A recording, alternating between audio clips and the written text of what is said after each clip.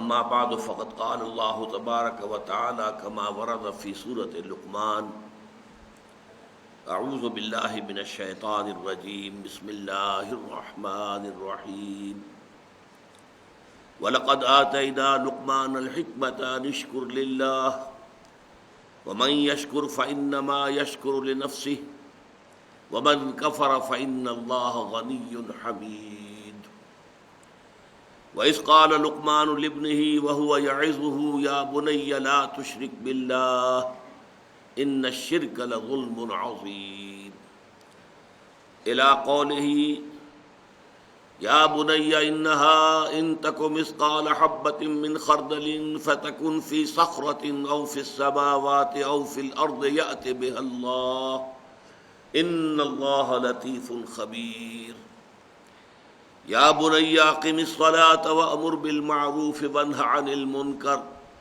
وَاصْبِرْ عَلَى مَا أَصَابَكَ إِنَّ ذَلِكَ مِنْ عَزْمِ الْأُمُورِ صدق اللہ العظیم۔ رب اشرح لي صدري ويسر لي أمري واحلل عقدة من لساني يفقهوا قولي اللهم ربنا ألهمنا رشدنا وأعذنا من شرور أنفسنا اللهم أرنا الحق حقا وارزقنا اتباعه وأرنا الباطل باطلا وارزقنا اجتنابه اللهم وفقنا لما تحب وترضى وتقبل منا فإنك خير المتقبلين آمین یا رب العالمین۔ سورہ لقمان کے دوسرے رکوع کی کل 8 آیات ہیں۔ پہلے حصے کی جو 4 آیات ہیں نصف اول کی، ان میں سے صرف ایک آیت ہے کہ جو حضرت لقمان کی نصیحت پر مشتمل ہے جو انہوں نے اپنے بیٹے کو کی۔ باقی 3 آیات اللہ تعالیٰ کی طرف سے ہیں۔ پہلی آیت میں اللہ تعالیٰ نے انٹروڈیوس کرایا حضرت لقمان کو۔ ہم نے لقمان کو حکمت اور دانائی عطا کی تھی کہ کر شکر اللہ کا، اور جو کوئی شکر کرتا ہے وہ اپنے ہی بھلے کو کرتا ہے، اور جو کفران نعمت کی روش اختیار کرتا ہے تو اللہ تعالیٰ تو غنی ہے، اسے کسی کے شکر یا کسی کی طرف سے کسی بھی طرح کی حمد اور ستائش کی کوئی حاجت نہیں۔ اس کے بعد پھر وہ نصیحت آئی جو یوں کہیے کہ 100 نصیحتوں کی ایک نصیحت ہے۔ وَإِذْ قَالَ لُقْمَانُ لِابْنِهِ وَهُوَ يَعِظُهُ يَا بُنَيَّ لَا تُشْرِكْ بِاللَّهِ، اور یاد کرو جب کہ کہا تھا لقمان نے اپنے بیٹے سے جب کہ وہ اسے نصیحت کر رہے تھے، اور یہ نصیحت جیسا کہ میں عرض کر چکا ہوں ان کے انتقال کے وقت کی ہے، وصیت کے انداز میں۔ اے میرے بچے، اللہ کے ساتھ کسی کو شریک مت ٹھہرائیو، ان الشرک لظلم عظیم، یقیناً شرک بہت بڑا ظلم ہے، بہت بڑی ناانصافی ہے۔ یہاں سے در حقیقت شکر کا جو ایک لازمی تقاضا ہے، ادائے حقوق، اگر کوئی آپ کے ساتھ کوئی بھلائی کر رہا ہے تو آپ بھی اس کے ساتھ بھلائی کرنی چاہیے۔ هل جزاء الاحسان الا الاحسان، قاعدہ ہے، کلیہ ہے، فطرت کی بدیہیات میں سے ہے۔ تو اسی میں سے ایک تقاضا نکلتا ہے کہ پھر اس کا ایک حق آپ پر قائم ہو جاتا ہے کہ جو حق آپ کو ادا کرنا ہے۔ تو اللہ تعالیٰ کے حقوق کو تو یوں کہیے کہ دریا کو کوزے میں بند کر دیا گیا ایک لفظ میں کہ اللہ کے ساتھ شرک نہ کیا جائے۔ سارے حقوق اس میں آ گئے، ہاتھی کے پاؤں میں سب کے پاؤں۔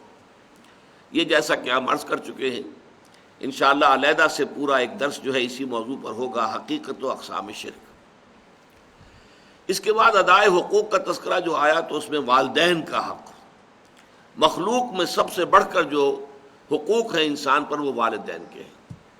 خالق اگرچہ اللہ ہے لیکن تخلیق میں ذریعہ والدین بنے ہیں۔ پروردگار پالنہار رزاق اللہ ہے، لیکن یہ کہ انسان تک اس کی یہ تمام رزاقیت جو ہے وہ پہنچتی ہے والدین کی کے ذریعے سے۔ بچپن کے اندر وہی در حقیقت ذریعہ بنتے ہیں اس کے پالنے اور پوسنے کا۔ لیکن اس میں یہ ہے کہ اگر والدین کا یہ حق کہ ان کے ساتھ حسن سلوک کیا جائے، اس سے آگے بڑھ کر اللہ تعالیٰ کے حق پر دسترازی کرے اور انسان کو مجبور کرے کہ وہ اللہ کے ساتھ شرک کرے، تو صاف کہہ دیا گیا ان کا کہنا، ان دونوں کا کہنا مت مانو، میری ہی طرح تم سب کو لوٹنا ہے، تمہیں بھی اور تمہارے والدین کو بھی۔ پھر وہاں سب کو معلوم ہو جائے گا کہ حقیقت حال کیا تھی۔ دنیا میں تمہیں ان کے ساتھ حسن سلوک تو ضرور کرنا چاہیے، لیکن یہ کہ اطاعت اور اتباع کا معاملہ در حقیقت والدین کے لیے نہیں ہے، بلکہ واتبع سبیل من اناب الی، پیروی کرو اس شخص کے راستے کی جس نے اپنا رخ میری طرف کر لیا۔ لہذا اس میں ہے در حقیقت دوسری ہدایت کے جو سامنے آ گئی۔ اب پھر حضرت لقمان کے نصائح کا سلسلہ شروع ہو رہا ہے۔ یہ پہلے نصف کی آخری آیت اور دوسرا نصف جو ہے اس کی چاروں آیات جو ہے مشتمل ہے حضرت لقمان کی نصائح پر۔ یا بنی انہا ان تک مثقال حبۃ من خردل فتکن فی صخرۃ او فی السماوات او فی الارض یأت بها اللہ ان اللہ لطیف خبیر۔ اے میرے بچے، اگر ہو وہ، اور وہ سے مراد کیا ہے؟ انہا، یہ ہا جو ہے یہاں پر یہ ضمیر قصہ ہے، اس کا کوئی مرجع لفظاً موجود نہیں ہے کہ کس شے کی طرف یہ ضمیر اشارہ کر رہی ہے، یہ گویا کہ خود ایک امپلائڈ ہے، ماحود ہے، یعنی نیکی یا بدی، انسانی عمل، اگر ہو وہ ایک رائی کے دانے کے ہم وزن، انہا ان تکو مثقال حبۃ من خردل۔ اب ظاہر بات ہے کہ یہ جو تشبیہات دی جاتی ہیں تو یہ ہر زبان کے بولنے والے اپنے مشاہدے کے اعتبار سے تشبیہات اخذ کرتے ہیں۔ مثلا رائی کا دانہ بہت چھوٹی چیز ہے، تو جہاں کسی شے کے بارے میں کہنا وہ بہت چھوٹی چیز ہے تو اسی رائے کے دانے کے ساتھ جو ہے تشبیہ دی جائے گی۔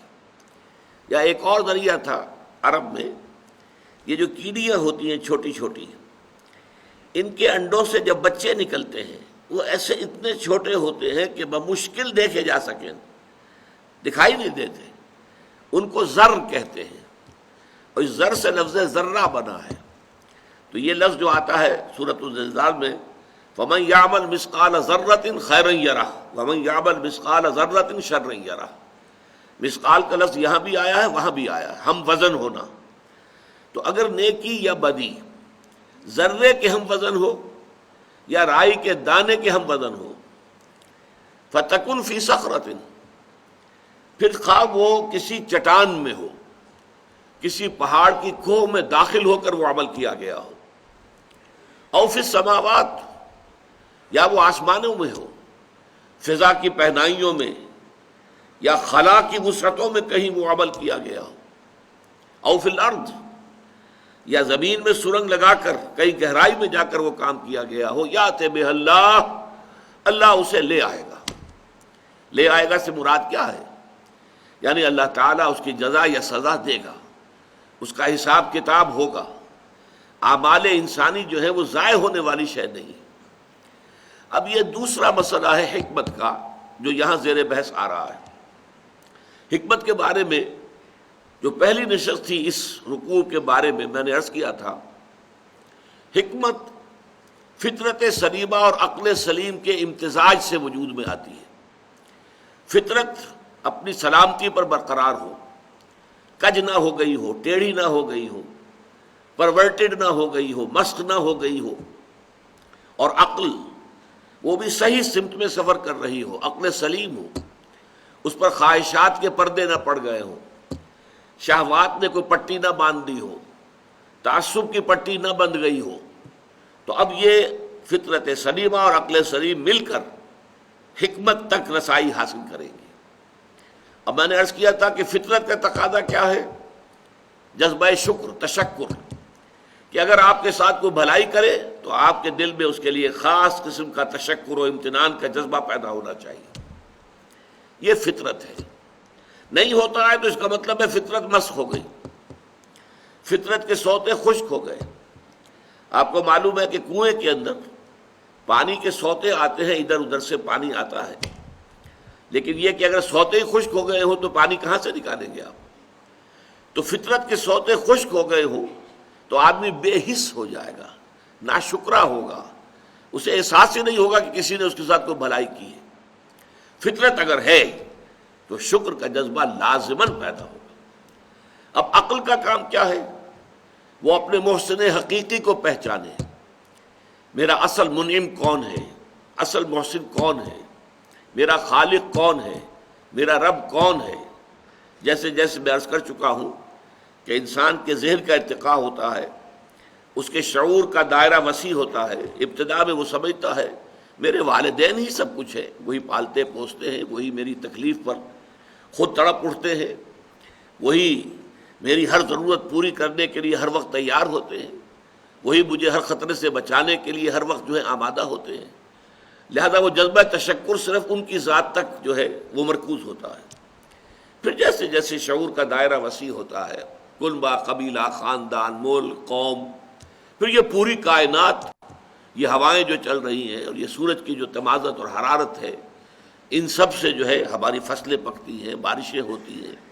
گویا کہ یہ ربوبیت کا ہمارا سب سے بڑا ذریعہ یہ ہے۔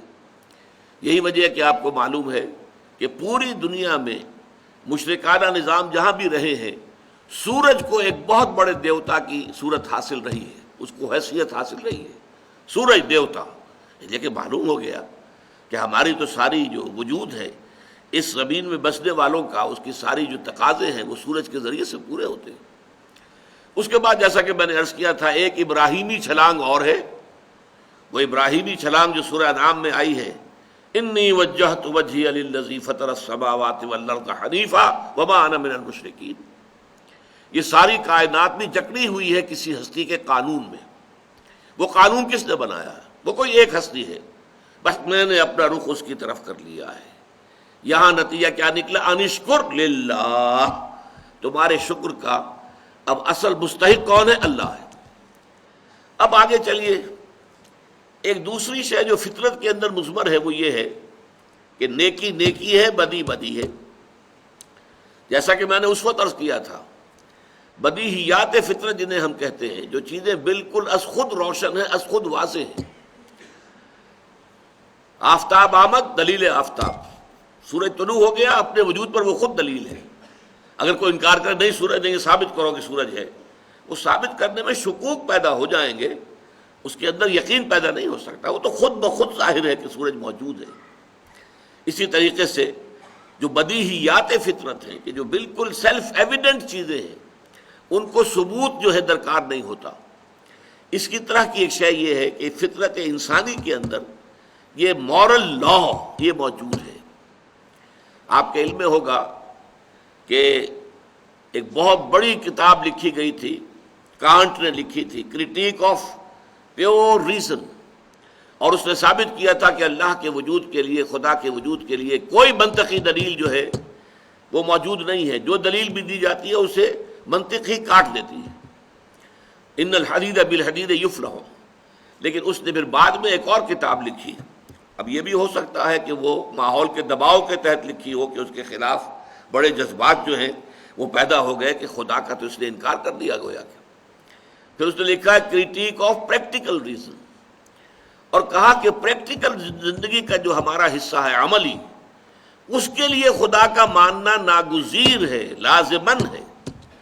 اس لیے کہ مورل لا ودن، ہمارے اندر مورل لا وہ موجود ہے۔ The starry heavens above and the moral laws within, ہمارے سروں کے اوپر یہ جو ستاروں بھرا آسمان ہے، یہ اللہ کے وجود پر شاہد ہے۔ منطق سے ثابت نہیں ہوتا اللہ، لیکن اللہ تعالیٰ ان آیات کے حوالے سے ثابت ہوتا ہے۔ اور مورل لا ودن، یہ مورل لا کہ خیر خیر ہے، شر شر ہے، نیکی نیکی ہے، بدی بدی ہے، اچھائی اچھائی ہے، بھلائی بھلائی ہے، برائی برائی ہے۔ اس میں بھی اگر کوئی شخص ثابت کرنا مطالبہ کرے، ثابت کرو کہ سچ بولنا اچھا ہے، ثابت کرو کہ جھوٹ بولنا برا ہے، تو اس بحث کے اندر تو الجھ تو جائیں گے، بات حل نہیں ہوگی۔ اس لیے کہ یہ چیزیں ہیں فطرت کی بدیہیات میں سے۔ اپنے سر ذرا جھکاؤ، اپنے دل کو ٹٹولو، اپنے باطن میں جھانکو، اپنے من میں ڈوب کر پا جا سراغ زندگی، اور اس کے بعد تمہیں اگر معلوم ہو کہ واقعی بات صحیح ہے، خیر خیر ہے، شر شر ہے، نیکی نیکی ہے، بدی بدی ہے۔ آج کل تو آپ کو معلوم ہے کہ ایک مقولہ عام بھی ہے، nothing is good or bad, only thinking makes it so۔ یہ بہت بڑا گویا کہ اخلاق کے تمام نظام کو تلپٹ کر دینے والا قول ہے۔ نہ کوئی خیر خیر ہے، نہ کوئی شر شر ہے، یہ تو ہمارے سوچنے سے ہم نے سوچ لیا کہ یہ خیر ہے، اور ہم نے سوچ لیا کہ یہ شر ہے۔ گویا کہ یہ سب کچھ ہماری سوچ کا نتیجہ ہے، معاذ اللہ معاذ اللہ۔ یہ پورے نظام کو تلپٹ کر دینے والا، اخلاقیات کی جو ہے جڑیں کھود دینے والی بات ہے. لیکن یہ اس وقت عام طور پر لوگوں کی زبان پر یہ جملہ ہوتا ہے، نتھنگ از گڈ اور bad, only thinking makes it so. نہیں، گڈ اور ایول، اچھائی اور برائی، یہ در حقیقت مستقل اقدار ہیں اور نفس انسانی کے اندر ودیعت شدہ موجود ہے. نفس انسانی کے اندر، صرف روح میں نہیں، یہ نوٹ کر لیجئے.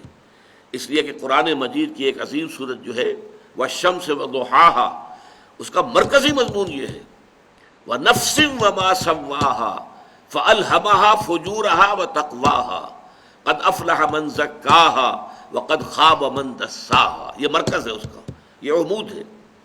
شاہد ہے وہ نفس، یا قسم ہے اس نفس کی، اور جو اللہ نے اس کو بنایا، سنوارا، تسویہ کیا، اسے درست کیا، نک سکھ سے درست کیا، اور پھر اس میں الہامی طور پر فجور اور تقوی کا علم کہ یہ بات اچھی ہے، یہ بری ہے، یہ تقوی کی بات ہے اور یہ فجور اور فسوق کی بات ہے. یہ ہم نے الہامی طور پر ودیعت کر دیا. اچھا، پہلی بات تو یہ ہو گئی، یہ تو ہے فطرت کی بات. اب عقل کی بات آتی ہے. اس میں عقل جو ہے وہ یہ دیکھتی ہے اس کائنات کے اندر اپنے مشاہدے کی بنیاد پر، اس پوری کائنات میں کوئی شے بیکار، بے مقصد، بے نتیجہ نہیں ہے. گھاس کے ایک تنکوں کے بھی آپ نہیں کہہ سکتے کہ یہ بیکار ہے. ہر شے کا اپنا ایک فنکشن ہے. یہ کیڑیاں جو ہیں یہ بھی کوئی فنکشن جو ہے وہ پورا کر رہی ہیں. ہر شے، ہر مخلوق، چھوٹی بڑی، ہر شے کا کوئی نہ کوئی جو ہے نتیجہ ہے، نتیجہ خیز ہے. کار عبث یہاں نہیں ہے. ربنا ما خلقت ھذا باطلا، پروردگار تو نے یہ سب کچھ بیکار پیدا نہیں کیا ہے. افحسبتم انما خلقناکم عبثا وانکم الینا لا ترجعون، کیا تم نے سمجھا کہ ہم نے تمہیں عبث پیدا کیا، بیکار پیدا کیا؟ نہیں. جب کائنات میں کوئی شے بیکار نہیں تو یہ نیکی اور بدی کا جو سلسلہ ہمارے اندر موجود ہے، اس کا نتیجہ ہمیں اس دنیا میں نکلتا نظر نہیں آتا. نیکوکاروں کے لیے بس اوقات تکالیف ہیں، مصائب ہیں، مشکلات ہیں. سچ بولیے، ہو سکتا ہے کہ آپ کو جیل جانا پڑے، اور جھوٹ بولیں تو آپ وہ جیل جانے سے بچ سکتے ہیں. آپ اگر کوئی کلمہ خیر کہتے ہیں، ہو سکتا ہے ریزنٹمنٹ ہو، شدید جو ہے آپ کے خلاف رد عمل آئے.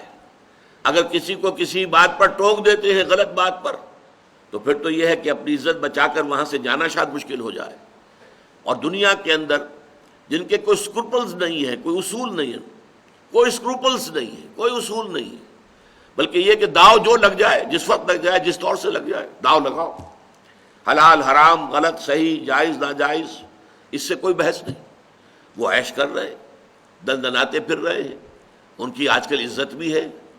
جانتے بھی ہیں کہ ان صاحب کے پاس جو رقم آئی ہے یہ سب کی سب سمگلنگ کی ہے، یا ان کے پاس جو دولت نظر آ رہی ہے یہ سب ہیروئن کی ٹریڈ کی ہے. لیکن پھر بھی عزت انہی کی ہے، سلام انہی کو کیا جاتا ہے. نیکوکاروں کے لیے یہاں پر 2 وقت کی سوکھی روٹی مشکل ہے. لہذا معلوم ہوا کہ اس اعتبار سے، مورل لا کے اعتبار سے، یہ دنیا نامکمل ہے. فزیکل لا کے اعتبار سے یہ مکمل ہے. آپ سنکھیا کھائیں گے مر جائیں گے، لیکن آپ کسی یتیم کا مال ہڑپ کر جائیں گے، کچھ بھی نہیں ہوگا. معلوم ہوا مورل لا یہاں افیکٹو نہیں ہے، نتیجہ خیز نہیں ہے، اس کے نتائج نہیں نکل رہے. حالانکہ عقل کا تقاضا یہ ہے کہ گندم از گندم بے رویت، جو سے جو، گندم سے گندم پیدا ہونی چاہیے، جو سے جو پیدا ہونی چاہیے. یہ کیسے ہو گیا کہ بھلوں کے لیے تکالیف اور مصائب، مصیبتیں، اور جو کسی بھی اخلاقی اصول کے پابند نہیں، ان کے لیے عیش، آرام، ان کے لیے دنیا میں عزت، وقار، سربلندی. یہ کیوں ہے؟ یہ کیسے ہے ایسا؟ واقعہ یہی ہے. لہذا کوئی اور دنیا ہونی چاہیے جس میں اس مورل لا کے تقاضے پورے ہوں. یہ ہے وہ سارا فطرت اور منطق کا اور عقل کا ارتباط جس سے معاد کا تصور ابھرتا ہے کہ یہ دنیا جو ہے فزیکل لاز کے اعتبار سے مکمل ہے، نتیجہ خیز ہے. فزیکل لاز، آپ انگارہ رکھیے اپنی زبان پر، زبان جل جائے گی. آپ نے جھوٹ بولا، جھوٹی قسم کھائی، زبان پہ چھالا تک نہیں نکلے گا. پھر وہی بات میں دہرا رہا ہوں، فزیکل لاز کے اعتبار سے دنیا مکمل، اس کے نتائج ظاہر ہو جاتے ہیں. لیکن مورل لاز کے اعتبار سے نامکمل. لہذا کوئی اور عالم ایسا ہونا چاہیے کہ وہ اللہ کہ جو عادل ہے، قائم بالقسط ہے، جو انصاف کرنے والا ہے، وہ در حقیقت پھر ہر ایک کو جو اس کا حق ہے حق بحقدار رسید والا معاملہ کرے، نیکوکاروں کو وہاں پر بدلہ ملے، ان کے لیے خلعتیں ہیں اور ان کو جنتوں کے اندر رکھا جائے. لیکن یہاں پر آپ دیکھیں گے، نوٹ کیجئے، چونکہ میں نے یہ بیان کیا تھا کہ حضرت لقمان نہ نبی تھے نہ نبی کے پیروکار تھے، لہذا یہاں پر معاد کا جو بنیادی فلسفہ ہے وہ تو آ گیا ہے، لیکن معاد کے ضمن میں بعث بعد الموت، حشر و نشر، حساب اعمال، پل صراط، جنت اور دوزخ، اس کا کوئی ذکر نہیں ہے. اس لیے کہ یہ چیزیں وہ ہیں جو نبوت کے ذریعے معلوم ہوتی ہیں. یہ صرف عقل سے معلوم نہیں ہو سکتی. فطرت اور عقل دونوں کے امتزاج سے جو حکمت وجود میں آتی ہے وہ ادھر تو اشارے کر دیتی ہے کہ نہیں، انسانی اعمال ضائع ہونے والی شے نہیں ہے، لازماً نتیجہ نکلنا چاہیے، لازماً نکلنا چاہیے، لازماً نکلنا چاہیے، اور کوئی عمل خواہ کتنا ہی چھوٹے سے چھوٹا ہو ضائع نہیں ہوگا. یا بنی انہا ان تکو مثقال حبۃ من خردل، اے میرے بچے، خواہ نیکی اور بدی وہ ہو ایک رائی کے دانے کے ہم وزن، فتکن فی صخرۃ او فی السماوات او فی الارض، پھر وہ کسی چٹان کے اندر وہ عمل کیا گیا ہو، یا کہیں آسمانوں میں، کہیں فضاؤں میں، خلا کی پہنائیوں میں اور وسعتوں میں کیا گیا ہو، اور یا یہ کہ زمین کے پیٹ میں گھس کر کیا گیا ہو، اللہ اسے لے آئے گا. ان اللہ لطیف خبیر، یقیناً اللہ لطیف ہے، نہایت باریک بین ہے، اس کی نگاہ سے کوئی شے چھپی ہوئی نہیں ہے، وہ باخبر ہے، ہر شے کا جاننے والا ہے. یہ ہے حکمت لقمانی کا دوسرا اہم حصہ. پہلا انشکر للہ، اور اللہ تعالیٰ کی شکر کا تقاضا کیا ہے؟ لا تشرک باللہ، اللہ کے ساتھ شرک مت کرنا، ان الشرک لظلم عظیم.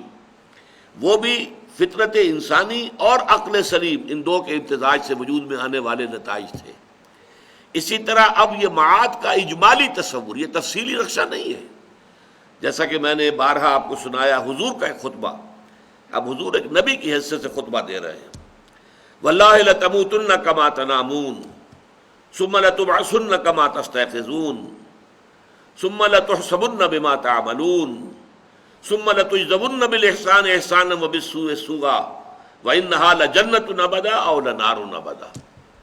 خدا کی قسم تم سب پر موت طاری ہو جائے گی جیسے کہ روزانہ رات کو سو جاتے ہو، اور پھر تم سب ایک روز اٹھا لیے جاؤ گے جیسے کہ روزانہ صبح کو بیدار ہو جاتے ہو. پھر تمہارا حساب کیا جائے گا، محاسبہ ہوگا تمہارے اعمال کا جو کچھ کہ تم کر رہے ہو، اور اس کے بعد تمہیں بدلہ ملے گا. تجزون بالاحسان احسانا، بھلائی کا بھلا بدلہ ملے گا، وبالسوء سوءا، اور برائی کا برا بدلہ ملے گا. اور وہ بھلا بدلہ کیا ہے؟ وَإِنَّهَا لَجَنَّةٌ أَبَدًا، وہ جنت ہے ہمیشہ ہمیش کے لیے، اَوْ لَنَارٌ أَبَدًا، یا پھر جہنم ہے ہمیشہ ہمیش کے لیے. یہ تفاصیل جو ہیں یہ در حقیقت وحی کے ذریعے سے معلوم ہوتی ہیں. یہ وحی کے ذریعے سے محمد الرسول اللہ صلی اللہ علیہ وسلم کے علم میں آئیں، اور محمد الرسول اللہ صلی اللہ علیہ وسلم نے لوگوں کو آگاہ کیا. محض حکمت کی بنیاد پر یہ تفاصیل علم میں نہیں آ سکتی، لیکن ایک بات موٹی جو اس کا اصل لب لباب ہے کہ انسانی اعمال ضائع ہونے والی شے نہیں ہے، ان کے نتائج نکل کر رہیں گے، اور چھوٹے سے چھوٹا عمل بھی ضائع نہیں ہوگا، خواہ وہ نیکی کا ہو خواہ بدی کا. وَمَنْ يَعْمَلْ مِثْقَالَ ذَرَّةٍ خَيْرًا يَرَهُ وَمَنْ يَعْمَلْ مِثْقَالَ ذَرَّةٍ شَرًّا يَرَهُ. اب آگے چلیے، یہ تو گویا کہ بحث ہو گئی سورہ والعصر میں جو ایمان کی بحث تھی. والعصر ان الانسان لفی خسر الا الذین آمنوا. اب ایمان میں یہاں ایمان باللہ اور توحید اس کا معاملہ آ گیا، ایمان بالمعاد اس کا تذکرہ ہو گیا، ایمان بالملائکہ، ایمان بالکتب، ایمان بالرسل اور انبیاء، اس کا یہاں تذکرہ نہیں ہوگا، اس لیے کہ یہ نبی ہے ہی نہیں، بلکہ یہ تو ایک حکیم انسان ہے، دانا انسان ہے، اپنی فطرت سلیمہ کی رہنمائی میں عقل سلیم سے کام لے کر ان بنیادی حقائق تک پہنچے. لہذا اب اس کے بعد آ رہا ہے وَعَمِلُوا الصَّالِحَاتِ عمل صالح کے ضمن میں یہاں ایک بات تو ابھی اسی آیت کے اندر اگلی جو ہے آ رہی ہے، اس کے بعد دو باتیں جو ہیں اگلی دو آیات میں آئیں گی۔ یا بنی اقیم الصلاۃ، اے میرے بچے نماز کو قائم رکھیو۔ اب یہاں نوٹ کر لیجئے کہ نماز سے مراد وہ نماز تو نہیں ہو سکتی کہ جو میں اور آپ پڑھتے ہیں۔ یہ نماز جو ہے یہ تو ہم نے محمد الرسول اللہ صلی اللہ علیہ وسلم سے سیکھی ہے۔ آپ سے پہلے حضرت موسیٰ علیہ السلام کی شریعت میں نماز کی کیا شکل تھی ہمیں پورے طور پر معلوم بھی نہیں ہے۔ ظاہر بات ہے یہ نہیں تھی کہ جو ہمیں عطا ہوئی ہے۔ صلو کما رأیتمونی اصلی، لوگوں نماز پڑھا کرو جیسا کہ مجھے دیکھتے ہو میں نماز پڑھتا ہوں۔ تو ہمارے لیے تو نماز یہ 5 نمازیں ہیں، یا کوئی اور اگر نفلی نمازیں پڑھنا چاہیں تو 2 یا 3 اور ہیں۔ لیکن یہ کہ صلاۃ کا اصل مفہوم کیا ہوگا یہاں پر، اس میں ہمیں لغت کی طرف جانا پڑے گا۔ صلاۃ لغت کے اعتبار سے 2 بنیادی مفہوم میں پر حاوی ہے یہ لفظ۔ ایک ایقاد النار، آگ جلانا، حرارت پیدا کرنا، اسی سے لفظ بنا ہے اصطلاح توئے کے ساتھ۔ ویسے باب افتعال ہے لیکن صاد کی مناسبت سے تا جو ہے وہ تو میں بدل گیا ہے، اصطلاح تاپنا۔ یہ آپ کو معلوم ہے کہ سورۃ النمل میں بھی اور سورۃ القصص میں بھی آیا ہے کہ حضرت موسیٰ علیہ السلام جب واپس آ رہے تھے مدین سے مصر کی طرف تو راستے میں آپ نے دیکھا کہ آگ ہے کہیں نظر آ رہی ہے، اور وہ رات بڑی سرد تھی بہت اور تاریکی تھی، اور وہ کہیں بھٹک بھی گئے تھے، راستہ بھول گئے تھے۔ تو انہوں نے اپنے اہل خانہ سے کہا، اہلیہ بھی تھی، 4 بچے بھی ساتھ تھے، ان کو لے کر جا رہے تھے واپس، کہ آپ یہاں رکیے، مجھے آگ نظر آئی ہے، انی آنست نارا لعلی آتوکم بہا بخبر او قبس، ہو سکتا ہے کہ میں تمہارے لیے وہاں سے کوئی انگارہ لے آؤں، کوئی چنگاری لے آؤں، لعلکم تصطلون، تاکہ تم تاپ سکو، حرارت حاصل کر سکو۔ تو ایقاد النار، آگ جلانا تاکہ حرارت حاصل کی جا سکے، گرمی حاصل کی جا سکے، یہ ایک بنیادی مفہوم ہے صلاح کا۔ دوسرا مفہوم ہے جس پر کہ اجماع ہے اہل لغت کا کہ صلاح کا لفظ آتا ہے دعا کے لیے، دعا اور مناجات اور تبریک اور تمجید۔ ان دونوں میں رشتہ کیا ہے کہ دعا کے ذریعے سے، اس لیے کہ صلاۃ ہماری جو ہے اس میں آپ کو معلوم ہے کہ اصل اس کا مرکزی جو جز ہے، بلکہ کئی جزء لا ينفک ہے، وہ سورہ فاتحہ ہے۔ وہ کیا ہے؟ دعا ہے۔ لا صلاۃ لمن لم یقرأ بفاتحۃ الکتاب، حضور نے فرمایا جس شخص نے سورہ فاتحہ کی تلاوت نہیں کی اس کی کوئی نماز نہیں ہوئی۔ یہ دوسرا مسئلہ ہے اختلافی کہ جب آپ امام کے پیچھے نماز پڑھ رہے ہیں تو آیا آپ کو بھی پڑھنی چاہیے یا نہیں سورہ فاتحہ، یا امام کی قرأت ہی وہ آپ کے لیے بھی کفایت کر جائے گی۔ اس میں مختلف آراء ہیں، لیکن وہ ہمارا اس وقت کا موضوع نہیں ہے۔ لیکن یہ سب کے نزدیک طے شدہ ہے، متفق علیہ ہے کہ نماز کا جزو لا ينفک سورہ فاتحہ ہے، بلکہ ایک حدیث قدسی میں تو کہا گیا ہے کہ یہی اصل نماز ہے۔ حضرت ابو ہریرہ سے مسلم شریف میں روایت ہے کہ اللہ تعالیٰ فرماتے ہیں قسمت الصلاۃ بینی و عبدی نصفین، میں نے صلاۃ کو اپنے اور اپنے بندے کے درمیان آدھا آدھا تقسیم کر لیا ہے۔ اور اس کے بعد تفصیل آتی ہے، بندہ جب کہتا ہے الحمدللہ رب العالمین، اللہ فرماتے ہیں کہ میرے بندے نے میری ثنا کی، اثنا علیہ عبدی، اور جب بندہ کہتا ہے الرحمن الرحیم مجدنی عبدی، میرے بندے نے میری بزرگی بیان کی۔ اس طریقے سے گویا کہ ہر ٹکڑے کے ساتھ جواب آتا ہے۔ اور لیکن یہ کہ آخری حصہ جو ہے اہدنا الصراط المستقیم صراط الذین انعمت علیہم غیر المغضوب علیہم ولا الضالین، اللہ فرماتا ھذا لعبدی ولعبدی ما سأل، یہ میرے بندے کا حصہ ہے اور میں نے اپنے بندے کو دیا جو اس نے مانگا۔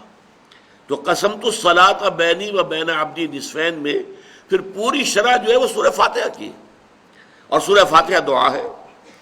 تو صلاۃ کے یہ 2 مفہوم ہیں، ان کے درمیان ربط کیا ہے اس کو سمجھنا چاہیے۔ در حقیقت انسان کی روح اور ذات باری تعالی، ان کے مابین ایک ربط اور تعلق قائم رہنا چاہیے، غیر مرئی نظر نہیں آتا، لیکن یہ روح انسانی چونکہ اللہ تعالیٰ ہی کی طرف سے ودیت کی گئی ہے، بلکہ اسے اللہ نے اپنی ذات کی طرف نسبت دی ہے۔ یہ سلونک عن الروح قل الروح من امر ربی، تو ہر روح کا تعلق ذات باری تعالیٰ کے ساتھ ہے، جس کے لیے کہ میں سادہ سی ایک تشبیہ دیا کرتا ہوں، جیسے کہ سورج اور اس کی کرنیں، کروڑ میل چلی آئی ہے کرن، زمین تک پہنچ گئی، لیکن سورج سے اس کا رشتہ نہیں ٹوٹتا، سورج سے تعلق برقرار ہے، چاہے یہاں آ گئی ہے کروڑوں میل سفر کر کے۔ اسی طریقے سے روح انسانی کا تعلق جو ہے ذات باری تعالیٰ کے ساتھ ہے، البتہ غفلت کی وجہ سے یوں سمجھیے کہ یہ تعلق ٹھنڈا پڑ جاتا ہے، اس کے اندر وہ حرارت نہیں رہتی، وہ گرم جوشی نہیں رہتی، وہ محبت اور عشق خداوندی کی گرمی جو ہونی چاہیے۔ شاد باد ہے عشق خوش سودائے ماں، اے طبیب جملہ علت ہائے ماں، یہ مولانا روم فرما رہے ہیں کہ میرے تو تمام بیماریوں کا جو اصل طبیب ہے، معالج ہے، وہ عشق خداوندی، اللہ کی محبت۔ اور علامہ اقبال نے بھی بہت خوب کہا ہے کہ عقل و دل و نگاہ کا مرشد اولی ہے عشق، عشق نہ ہو تو شرع و دین بتکدے تصورات۔ یہ تمام جو ہے روح جو ہے وہ اللہ کی محبت ہے، جس کو کہا گیا ہے کہ والذین آمنوا اشد حبا للہ، وہ لوگ جو واقعتاً صاحب ایمان ہوتے ہیں وہ شدید ترین محبت کرتے ہیں اللہ تعالیٰ کی ذات کے ساتھ۔ یہ محبت کا رشتہ جب تک استوار نہ ہو، یہ اس میں حرارت موجود نہ ہو، تو چاہے انسان نماز بھی پڑھ رہا ہے، سب کچھ کر رہا ہے، لیکن یہ رسومات بن کر رہ جاتی۔ نماز و روزہ و قربانی و حج یہ سب باقی ہے، تو باقی نہیں ہے، اندر سے وہ شے نکل گئی۔ عشق کی تیغ جگر دار اڑا لی کس نے، یہ اندر سے جب وہ عشق کی تیغ نکل گئی تو جیسا کہ کہا اقبال ہی نے کہ شوق اگر تیرا نہ ہو میری نماز کا امام، میرا قیام بھی حجاب میرا سجود بھی حجاب۔ ہو تو رہی ہے اٹھک بیٹھک، مشقت ہو رہی ہے، لیکن وہ شوق، وہ محبت، وہ اللہ تعالیٰ کی ذات کے ساتھ انس، وہ اگر نہیں ہے تو ٹھیک ہے، ثواب تو ملے گا، آپ نے محنت کی ہے، آپ نے وقت نکالا ہے، آپ نے اس کے لیے جو ہے اپنی مصروفیات کو پیچھے ڈال کر اور آپ نے نماز کے لیے حاضری دی ہے، مسجد میں آئے تو ثواب ملے گا، لیکن وہ نماز کی اصل روح نہیں ہے۔ تو یہاں جو کہہ رہے ہیں حضرت لقمان اپنے بیٹے سے کہ اللہ کو پہچان لینا کافی نہیں ہے، اللہ کے ساتھ ایک مسلسل، اب جس کے لیے میں لفظ استعمال کر رہا ہوں ہاٹ لائن جو آج کل استعمال ہوتی ہے، جب تک ایک ہاٹ لائن برقرار نہیں رہے گی، اسی لیے وہ حرارت کے لیے لفظ آیا صلاۃ وہ ہے در حقیقت جو اپنی روح کے اعتبار سے بندے اور رب کے درمیان ایک ہاٹ لائن کا یعنی ایک کام کرنے والی شے ہے۔ اسی لیے فرمایا گیا صلاۃ معراج المومنین، یہ نماز جو ہے اہل ایمان کے لیے معراج کے حق میں ہے، معراج کے درجے میں ہے۔ معراج میں مکالمہ ہوا تھا اور یہی مکالمہ نماز میں ہوتا ہے، میں ابھی آپ کو سنا چکا ہوں۔ بندہ کہتا ہے الحمدللہ رب العالمین، اللہ فرماتا ہے حمدنی عبدی، میرے بندے نے میری حمد کی۔ بندہ کہتا ہے الرحمن الرحیم، اللہ فرماتے مجدنی عبدی، میرے بندے نے میری بزرگی بیان کی۔ بندہ کہتا ہے مالک یوم الدین، اللہ فرماتے اثنى علی عبدی، میرے بندے نے میری ثنا کی۔ پھر بندہ کہتا ہے ایاک نعبد و ایاک نستعین، تو اللہ فرماتا ھذا ما بینی و بین عبدی، یہ ایک معاہدہ ہے میرے اور میرے بندے کے درمیان، بھلے عبدی ما سال، بندہ کہہ رہا میں تیری ہی بندگی کروں گا اور کرتا رہوں گا اور میں تجھ ہی سے مدد مانگتا ہوں اور مانگتا رہوں گا۔ اللہ فرماتا ہے یہ میرے اور اس کے درمیان اب عہد ہے، ھذا ما بینی و بین عبدی، یہ میرے اور میرے بندے کے مابین ایک عہد ہے، قول و قرار ہے، ایک معاہدہ ہے، ایک میثاق ہے، بھلے عبدی ما سال، اور میں اپنے بندے کو دوں گا، اور یا میں نے دیا اپنے بندے کو جو کچھ کہ اس نے مانگا ہے۔ تو یہ مکالمہ چل رہا ہے، افلاک سے آتا ہے نالوں کا جواب آخر، کرتے ہیں خطاب آخر، اٹھتے ہیں حجاب آخر۔ یہ انسان بسا اوقات نماز میں اور خاص طور پر تنہائی کی نماز باجماعت میں یہ کیفیت بہت کم جو ہے انسان کو حاصل ہو سکتی ہے۔ نماز باجماعت کے کچھ اور ہیں کہ جو مصلحتیں ہیں، اس کے فوائد ہیں، وہ ایک نظم پیدا کرنا اور ایک معاشرے کے اندر ایک خاص رنگ پیدا کر دینا، ایک خاص ثقافت کو لے آنا، بروئے کار لے آنا، یہ در حقیقت اس کے خارجی اور اجتماعی جو ہے وہ مفادات اور مصلحتیں ہیں، بہت زیادہ غالب ہیں اس کے اوپر۔ اس میں جو ہے وہ داخلی رابطہ جو ہے انسان کا وہ اتنا نہیں ہو سکتا، اس لیے کہ کسی وقت آپ کا جی چاہ رہا ہے کہ ابھی آپ تسبیحیں اور کہیں رکوع کے اندر، امام کہتا ہے سمع اللہ لمن حمدہ، اور آپ کو سر اٹھانا پڑے گا، اب چاہے وہ آپ کی طبیعت کر رہی تھی، آپ سجدے بھی اندر سر رکھ کر آپ کی طبیعت چاہ رہی ہے کہ ابھی طویل ہو سجدہ، میں نے اپنے رب کے قدموں میں اپنا سر رکھ دیا ہے تو میرا یہ سجدہ طویل ہو جائے، لیکن وہ تو حکم ہوگا امام کا اللہ اکبر اور آپ کا سر اٹھانا ہوگا۔ تو وہاں ڈسپلن، نظم، اجتماعیت، تنظیم، معاشرے کی ایک ثقافت، ایک خاص رنگ، یہ اس کی برکات اجتماعی جو ہیں وہ زیادہ پیش نظر ہیں باجماعت نماز میں اور فرض نماز میں۔ یہ جو چیزیں جو میں گنوا رہا ہوں یہ نفلی نمازوں میں ہوتی ہیں، انفرادی، انسان اکیلا ہو، تنہا ہو، اور کوئی اس کے آگے پیچھے موجود نہ ہو، دائیں بائیں موجود نہ ہو، کوئی دیکھنے والا نہ ہو، اس وقت جو ہوتا ہے براہ راست اللہ تعالیٰ کے ساتھ۔ اسی لیے ضمن میں تہجد کی نماز جو ہے اصل اہمیت اس کی ہے کہ اس وقت انسان جو ہے، انسان کے اور اللہ کے درمیان پھر کوئی چیز وہ جو ہے حائل نہیں ہے، کوئی درمیان میں جو ہے حارج نہیں ہے، بلکہ یہ کہ براہ راست جیسا کہ سورہ مزمل میں فرمایا ان ناشئۃ اللیل ہی اشد وطئا واقوم قیلا، جو بات کہی جاتی ہے وہ سیدھی جاتی ہے، سیدھا کلام جاتا ہے۔ تو یا بنی اقم الصلاۃ وامر بالمعروف وانہی عن المنکر، اس میں ایک نقطہ اور سمجھ لیجئے کہ ایک ہے لفظ مسلین، قرآن مجید میں یہ صرف ایک جگہ پر مقام مدح میں آیا ہے، لیکن اکثر جگہوں پر جو ہے یہ ذم میں آتا ہے۔ فویل للمصلین الذین هم عن صلاتهم ساہون، تو ہلاکت اور بربادی اور تباہی ہے ان نمازیوں کے لیے کہ جو اپنی نمازوں سے غافل ہیں۔ اب یہ غفلت دونوں طرح کی ہے، ایک تو یہ کہ آپ اس کی پابندی نہیں کر رہے، آپ بر وقت ادا نہیں کر رہے، آپ کی زندگی کا وہ در حقیقت دھرا نہیں بنا ہے کہ اسی کے گرد زندگی گھوم رہی ہو، نماز باجماعت کا ادا نہیں کر رہے۔ ایک یہ کہ نماز پڑھتے ہوئے آپ اس سے غافل ہیں، نماز پڑھ رہے ہیں لیکن دل جو ہے کہیں اور ہے، ذہن میں کچھ اور حساب کتاب چل رہا ہے، کوئی اور چیزیں ہیں، کوئی اور خیالات ہیں جن کا تاتا بدا ہوا ہے۔ تو فویل للمصلین الذین هم عن صلاتهم ساہون، لیکن یہ جو اقامت الصلاۃ ہے، اقیم الصلاۃ، نماز قائم کرو، یہ در حقیقت اس سے بہت زیادہ اس کے اندر بلاغت ہے، بہت مفہوم اس کے اندر، یہ پورا نظام اس کا قائم رکھو۔ یہ گویا کہ ہماری زندگی کی، اور اس وقت واقعتاً جو لوگ نماز کا کسی درجے میں بھی حق ادا کرتے ہیں، ان کا پورا جو 24 گھنٹے کا نظام ہے وہ نمازوں کے حوالے سے ان کا سارا جو نظم الاوقات ہے وہ بنتا ہے۔ کسی کو وقت دینا ہے ملاقات کے لیے تو فلاں نماز کے بعد، کہیں جانا ہے تو فلاں نماز کے بعد، اس لیے کہ ایسا نہ ہو کہ وہ نماز جو ہے باجماعت اس میں کوئی خلل واقع ہو جائے۔ لیکن یہ ہوتا ہے کب؟ جبکہ اس کی پوری پابندی کی جا رہی ہے۔ تو یہ ہے اقامت الصلاۃ، نماز قائم کرنا۔ امام راغب نے ایک روایت نقل کی ہے لیکن حوالہ نہیں دیا ہے، ان المصلین کثیر والمقیمین لہا قلیل، نماز پڑھنے والے تو بڑی تعداد میں ہیں لیکن نماز کو قائم رکھنے والے، قائم کرنے والے بہت کم تعداد میں ہیں۔ تو نماز پڑھنا اور ہے اور نماز کا قائم رکھنا اور ہے۔ تو یا بنی اقم الصلاۃ وامر بالمعروف وانہی عن المنکر، نیکی کا حکم دو، بدی سے روکو۔ اب یہ امر بالمعروف اور نہی عن المنکر ایک نئی اصطلاح ہے جس سے کہ ہم اس وقت جو ہے متعارف ہو رہے ہیں۔ سورۃ العصر میں کیا آیا تھا؟ وَتَوَاصَوْا بِالْحَقِّ، إِلَّا الَّذِينَ آمَنُوا وَعَمِلُوا الصَّالِحَاتِ کے بعد وَتَوَاصَوْا بِالْحَقِّ، وہ حق کی باہم ایک دوسرے کو وصیت کریں، تاکید کریں، حق کا بول بالا کریں، حق کی پرچار کریں، حق کو عام کریں، حق کو پھیلائیں۔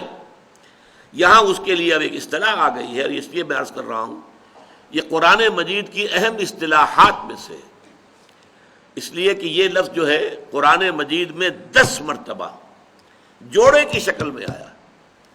یہ جوڑا ہے، امر بالمعروف نہی عن المنکر، یہ دونوں ساتھ جڑے ہوئے، اس لیے کہ ہمارے ہاں بعض لوگ ایسے بھی ہیں کہ جنہیں ایک خیال ہو گیا ہے، غلط یہ لاحق ہو گیا ہے کہ لوگوں پر خام خواہ ان کے غلط کاموں پر تنقید کرنے کا، ٹوکنے کا کوئی فائدہ نہیں ہے، اس سے وہ آپ سے متنفر ہو جائیں گے، پھر وہ آپ کی بات بھی نہیں سنیں گے۔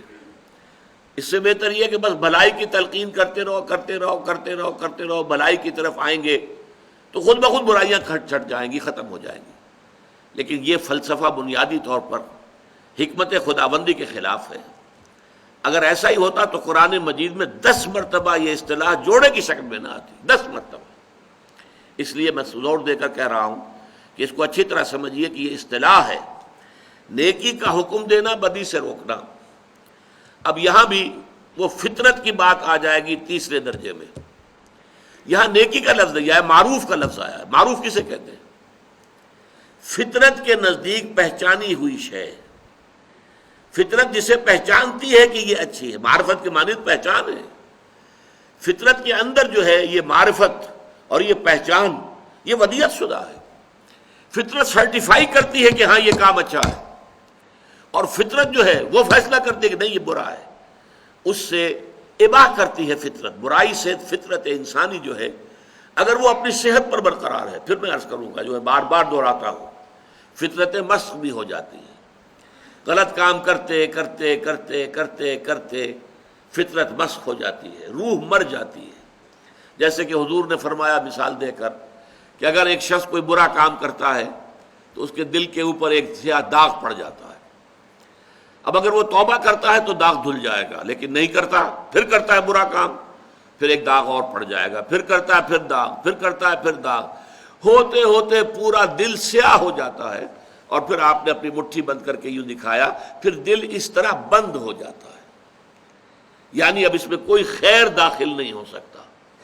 اور اسی پر پھر ہوتا ہے جیسے تھیلی کو بند کرنے کے بعد مہر لگائی جاتی ہے، خط کو بند کرنے کے بعد اس کے اوپر مہر لگائی جاتی ہے، ایسے ہی ختم اللہ علی قلوبہم وعلی سمعہم وعلی ابصارہم غشاوہ، اس کے بعد دلوں کے اوپر مہر کر دی جاتی ہے۔ تو یہ کیفیت جو ہے یہ ہے فطرت کے مسخ ہو جانے کا وہ مرحلہ، کہ جس میں اب فطرت مسخ ہو گئی، ضمیر مر گیا، روح مردہ ہو گئی۔ لیکن اس سے پہلے پہلے جب تک کہ ضمیر زندہ ہے، روح میں ابھی زندگی ہے، اے دل زندہ تو نہ مر جائے، مجھے یہ ڈر ہے دل زندہ تو نہ مر جائے، کہ زندگانی عبارت ہے تیرے جینے سے۔ تو دل جب تک زندہ ہے اور جب تک کہ انسان کا ضمیر جو ہے وہ برقرار ہے تو وہ پہچانتا ہے کہ ہاں یہ اچھی شے ہے۔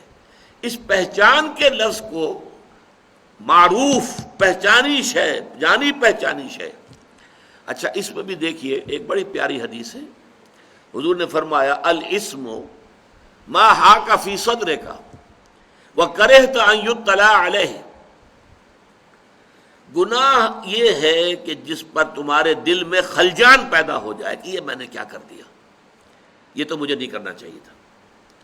ما حاک فی صدرک، تمہارے دل کا اطمینان جو ہے وہ منتشر ہو جائے، اس میں بے چینی پیدا ہو جائے، خلجان پیدا ہو جائے۔